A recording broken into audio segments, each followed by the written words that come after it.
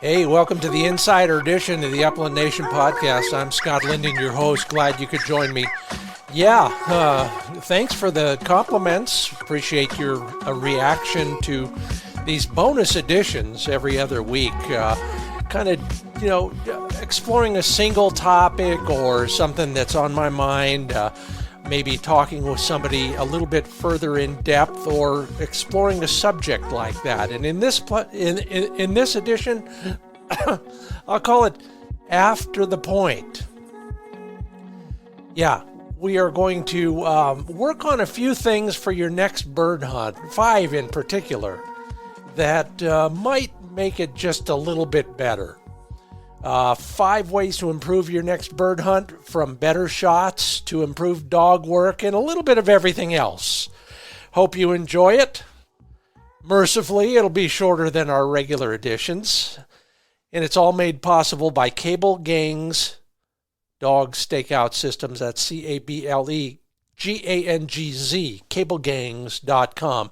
And, of course, Purina Pro Plan Sport Performance Dog Food. Well, let's get rolling. We're all after a better bird hunt, however we define that. Take a moment and define it for yourself. Is it great dog work? Is it better shooting on your part? Is it finding more birds? Well, all of those things can be improved. Unless you're one of those really lucky and very talented types, we can all stand to do a little bit better at some of those things. And these are just simple things, that might help you in one way or another. 5 all told, plus a little bonus I'll report on a few minutes from now. But some of it is not based on range time. Some of it's natural ability. And, of course, don't forget pure dumb luck. But there's a vest full of other things you can do to help put more birds in the bag and enjoy your hunting a little bit more. First off, that adrenaline rush. It'll conspire against you when it comes to your shooting ability. And that's before we add in all that other stuff. You've heard enough stories about me and steep slopes in the Chucker Hills. Hinky birds, unpredictable dogs. All of those things make me a terrible shotgunner. Maybe you could use a little bit of help in that world too. So, along with shotgunning, I've got a million other excuses at the ready just in case I need them. But I've also studied at the feet of some scattergun masters, and I've also practiced a lot. And that's just in the shooting world.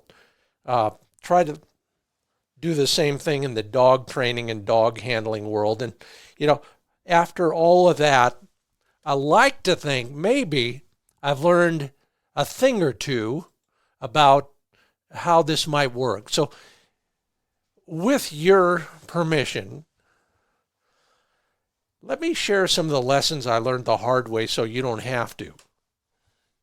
Before you drop the tailgate, before you turn the dog loose, think about these and maybe try 1 or 2. Let me know how it goes for you. First is about the dog when he points. Yeah, we've already gone. He's found a bird. He's pointing it. We're thinking like they think. We're working mindfully with our dog. That in itself, dog handling can make you a better shooter. Let me give you one example of how not to do it. I was doing a show in South Dakota many years ago, and we were hunting with a guest of our host, on top of everybody else, the TV crew and all of that. And this guy saw my dog point, but my dog was pointing from quite a distance. I bet it was almost 100 yards. And he was, he hadn't had a lot of experience. So he saw the dog and he thought it was the right idea to sneak in. I mean, to be very careful. He kind of minced, kind of tiptoed his way toward my dog. But it was taking forever. And you know, you've seen your dog on point, and when they don't have total confidence in what else is going on, they're kind of looking a little bit side-eye, figuring out what's going on. Maybe they're leaning back a little. You know what that means. So I'm watching my dog do this while I'm trying to get this guy to move in, get up to the bird, pass the dog. Do not collect $200, but put the bird in the air. The sooner the better. I'm not telling him to run. I'm telling him to move with alacrity. But he didn't. In fact, after an eternity of watching him, you know, grueling is the description I'd use. My dog, who isn't the greatest dog in the world, anyway, that was operator error. But the dog busted the bird, and it flew off well before anybody could get a shot at it. I give you that example because I've learned over and over again, and maybe you have too, but if you haven't, dogs and birds respond best when the humans appear to be in control.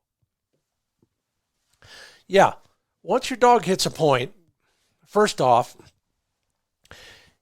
he needs to know that you're in charge. That, thank you, Bob Ferris, is one way to keep your dog more steady. Once the dog hits the point, instinct should yield to obedience. So he needs to know you're in the picture, however you do that, and however you've trained your dog to hold still when you want him to. You can say the word, you can give him a hand signal, you can touch his flank, whatever it is that you use. He needs to understand now it's not scenting, it's obeying the whoa command. All right, you're in charge. Now the birds, you don't want to dawdle at that, of course, but you do want him to understand that, and that comes from training. The birds are the same way. You can't tell them to whoa, but I think a bird that hears or sees a human moving with confidence is less likely to try and sneak out. First off, you're coming in at a relatively robust pace.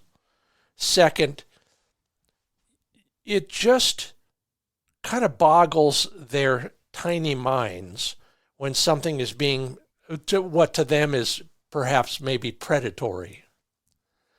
Okay, so the dog and the bird are both impressed with your assurance. Let's put it that way.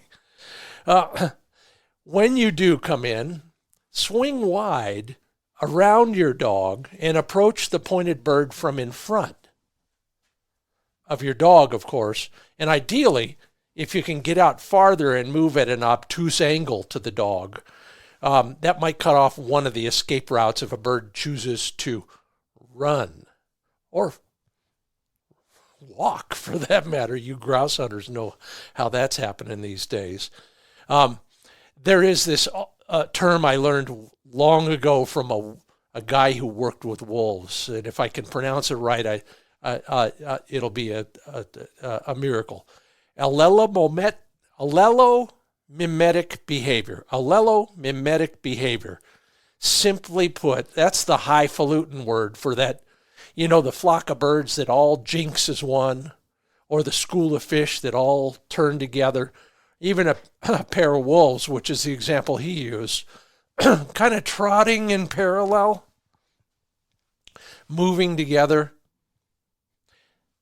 Well, if you pass by your pointing dog too closely, he might want to do that with you. Yeah, it's kind of like an invitation to heel, to walk at heel. So be careful about that. Swing wide, and you'll avoid allelomimetic behavior. Okay, so that's first. That's your first strategy for getting a better shot, because you'll get a little closer. You'll be hopefully approaching a steadier dog and a bird that hasn't run out from under you both. All right. So we got that, all right? We got a staunch dog, quivering a little bit. You know, that pie eye look, his eyes are bulging a little bit.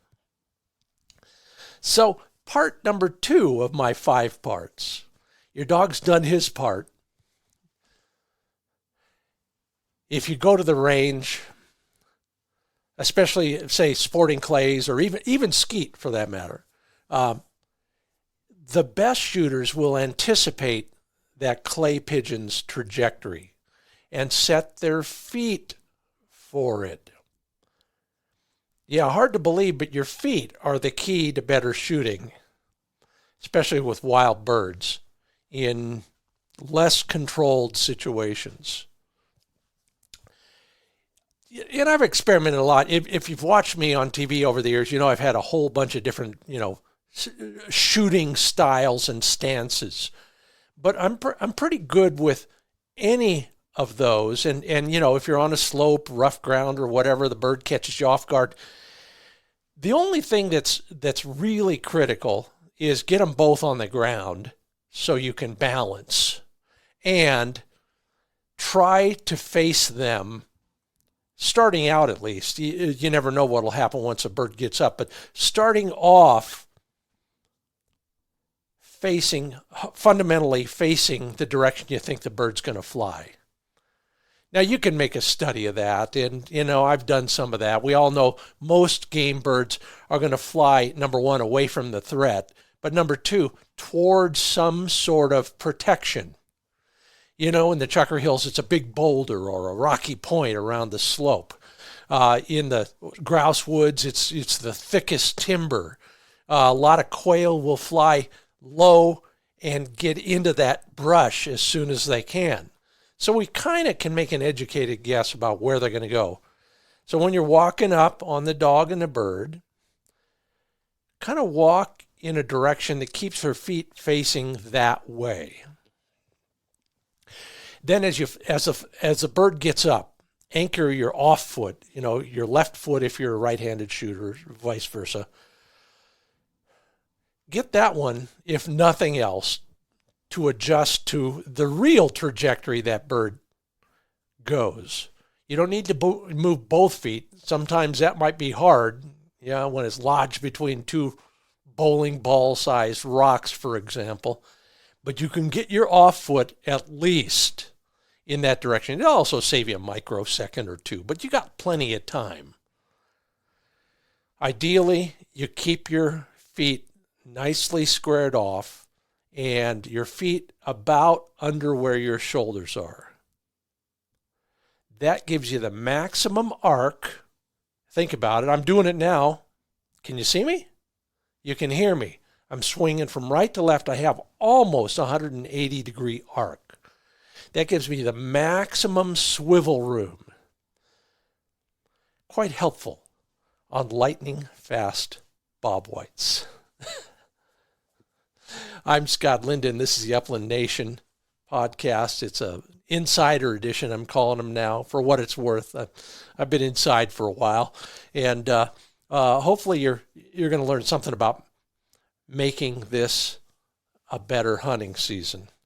We've got a lot more to come right after a quick break. We'll take a look at the head game. How about your shotgun pattern? I'll even help you with cross dominance. So it's all coming up right after a word from CableGangz.com, CableGangz, CableGangz.com. I got to ask Brendan, the founder, where that came from. Except when you look at the products, you know what a tie-out stake is. You know what a chain gang is. Well, he's taken the best of both, substituted cable for chains, and higher quality, longer lasting materials. Now, right here, right now, and nowhere else, once you decide which of his tie-out systems you want for your dog or dogs, use the promo code CG10, CG10, and take 10% off everything except gift cards. Now, I came to Brennan at the Pheasant Fest after having been gifted one of his CableGangz tie-out stakes. I was astounded at how well it performs, and I told him so, and poof, here he is, now sponsoring the Insider Editions and giving you 10% off everything with the promo code CG10. Everything they make is better than all the other versions out there. Over the next few weeks, I'll be elaborating on what I mean by that, but just take my word for it. Go to CableGangz.com and learn more. And don't forget to take 10% off. CG10 is the promo code. Yeah, and even when he's well-fueled by Purina Pro Plan Sport Performance Dog Food, Flick cannot destroy a CableGangz stakeout product. He's working hard. We're getting back into shape after a quiet winter. And he still needs the same nutrition that he gets during the hunting season. That's the joy of Purina Pro Plan Sport Performance Dog Food. It's designed for active, hard-working dogs. Yours, mine, others. 100% complete and balanced nutrition. Tastes great. And it's full of the nutrients that a dog needs. Now, I've been to the headquarters. I know how many scientists, nutritionists, and dietitians they have working on the formulas for our performance dogs. Take my word for it. If you want to learn more, go to ProPlansport.com.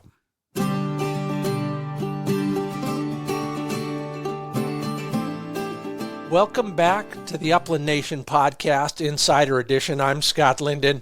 Just sharing some of the things I've learned over the years that might be of value to you for next season. 5 tips. Most of them I had to learn and then relearn the right way. We're into number 3, the head game, I call it.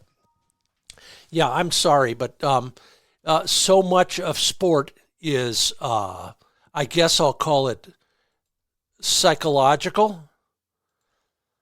And we see it all the time.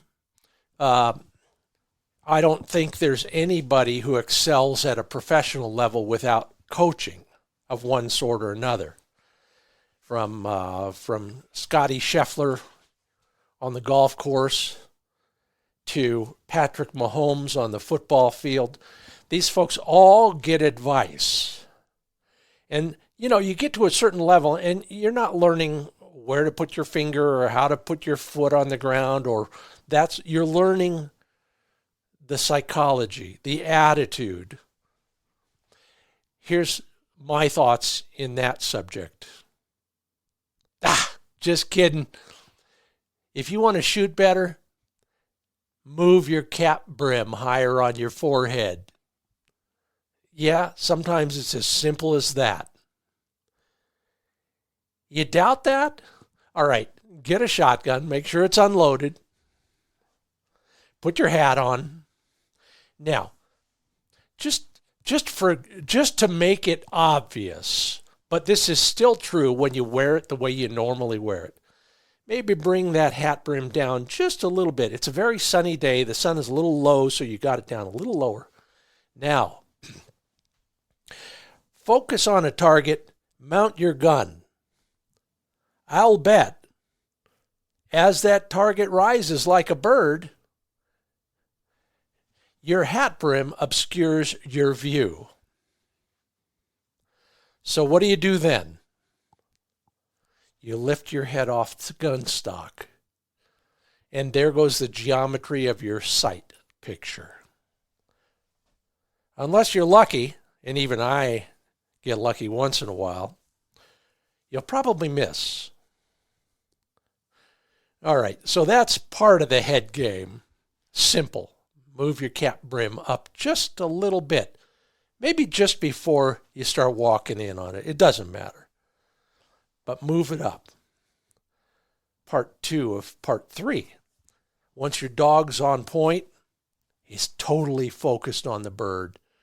He may not be able to see it, but He knows where it is thanks to his nose, and he will look in that general direction, drilling into that brush like laser beam. So should you. Not then, but when the bird flies. That's the time to keep your eyes on the bird's eye. Focus completely. You know, there's a difference between looking at something and seeing it. And there's variation. Some people say, well, look at the ring on the ringneck. Well, what if you're shooting quail? So I like, look at the eye. Thank you, Buzz Fawcett, for that original bit of advice way back in the day. That'll keep your face on the gun stock. Buzz called it shooting like a predator, tunnel vision. That will create an accurate sight picture. Focus on the bird, nothing else, until it drops. Ignore your friends, the alder trees in the way, the dog, other birds, it doesn't matter. Focus solely on the bird you're going to kill. And just to add insurance, focus on it as it falls to the ground. That keeps your head in the gun stock the whole shooting act and ensuring decent follow through. All right, you're becoming a better shooter already. I can tell.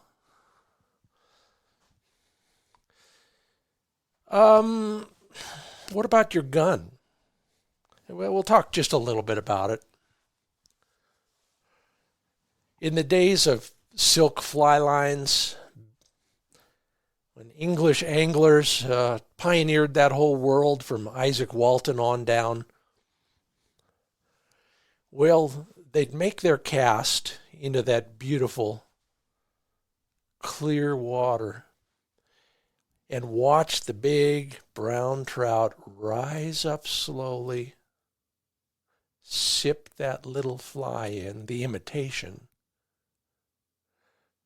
But before they would set the hook by raising the rod up, they would say, "God save the Queen."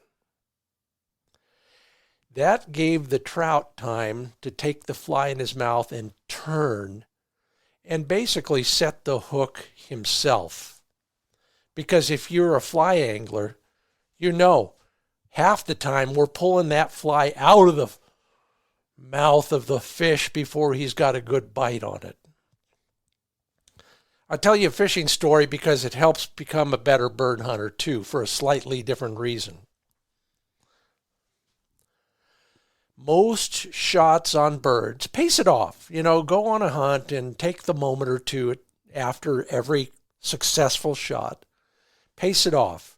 Most shots will connect at under 30 yards, probably closer to 25. Now, if you've patterned your shotgun, what? You haven't?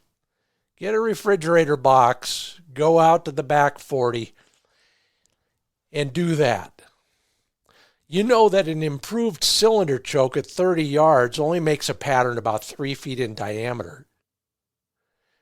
A covey rise on bob whites could be 12 feet across.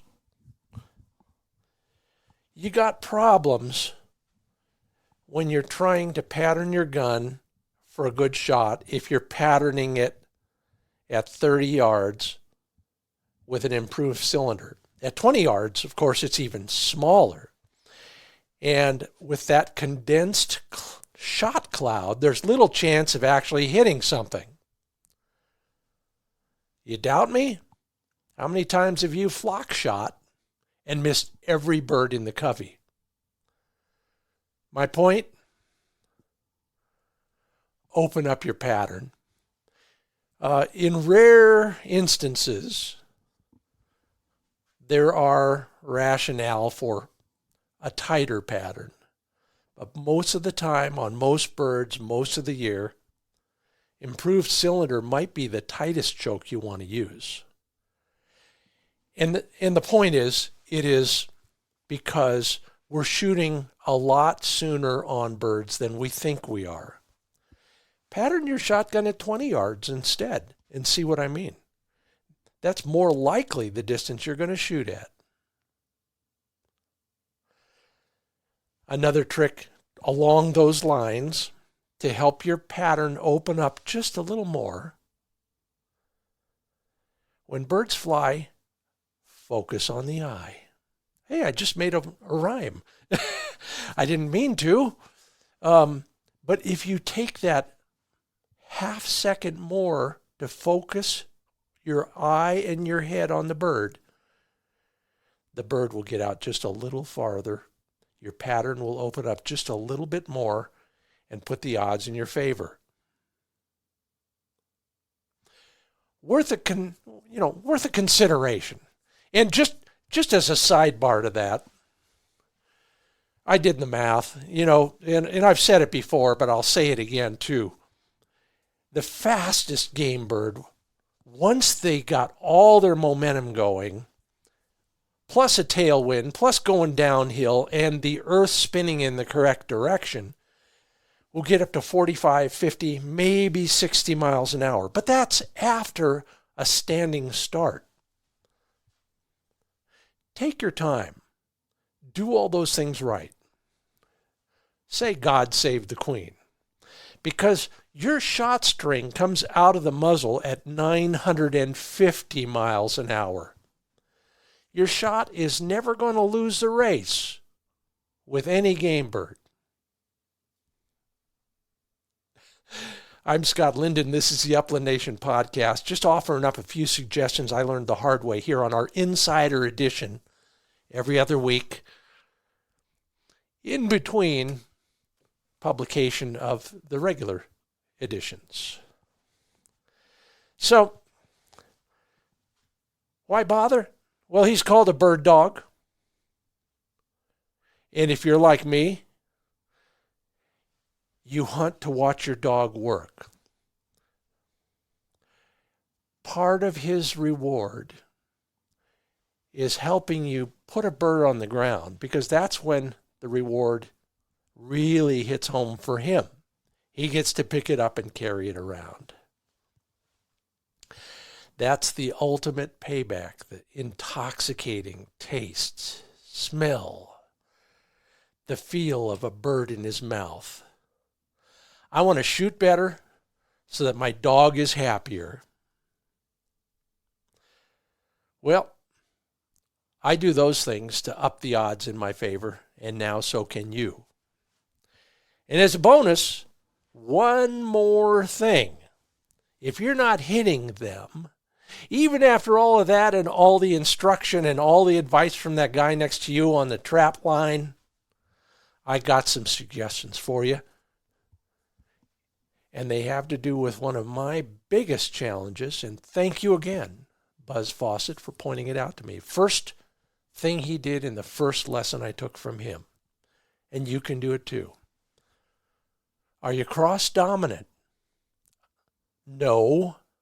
I don't mean you wear somebody else's more feminine clothing. You get it. And there'd be a rim shot there if I had any sound effects. It means your off eye might be stronger than the one that looks down the barrel of your shotgun. You're right-handed. Ideally, if the gun fits you right and you're mounting correctly, when you mount that gun, look in the mirror. My lawyer suggests that I tell you, mount an unloaded gun. Look in the mirror. Which eyeball goes from the muzzle all the way down to your face? I hope it's your right eye if you're right-handed. Now your off eye, if it is stronger, is going to want to move over and influence the geometry of your sight picture. So you want to fix that in a number of ways, and I'll touch on those too. But first, figure out if you are cross-dominant. Maybe that's why you've been missing everything 4 feet to the left. Here's a simple way. If your right-hander Your left hand is the one that holds the forearm, of course, and I'll use that as the example. Take your finger, your index finger on your left hand, extend your arm all the way out, straight. Lock your elbow, point your index finger in the air. Now, sight in on the corner of a ceiling and wall where they meet. That little tiny corner, sight in so that with both eyes open, that corner is setting on top of your finger, just like a rifle sight. Now, close your right eye, the eye that's supposed to be going over the muzzle. If that finger is still right where you put it first, you're cool. But if, like me, I do that, then close my right eye as a right-handed shooter, it moves, then you're cross-dominant. Now, there are a lot of solutions to that, including bending a shotgun but to accommodate. But the simplest solutions are obvious. You can always blink your eye right at the moment you mount the gun so that your correct eye takes over. You can do like I do, because I forget to do that all the time, and I'll wear shooting glasses and put a little patch of Scotch tape on my left lens so that when I mount the gun correctly, my left eye can't see the gun muzzle.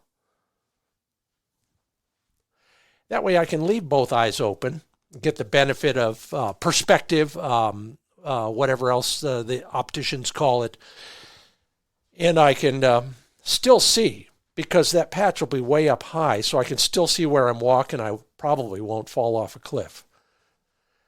Try it sometime. Experiment a little bit with where you put the patch. See if it works for you, because all of those solutions are way better than learning to shoot left-handed. Don't ask me why I know that. Anyway, hopefully some of those 5 bits of advice hit home with you and will be of value this coming season. Now's the time to start thinking about some of them. Some of them, now's the time to start practicing while you have the luxury of long days, warm evenings, bored dogs, available shooting partners. I hope it works for you, and I hope you have a great season.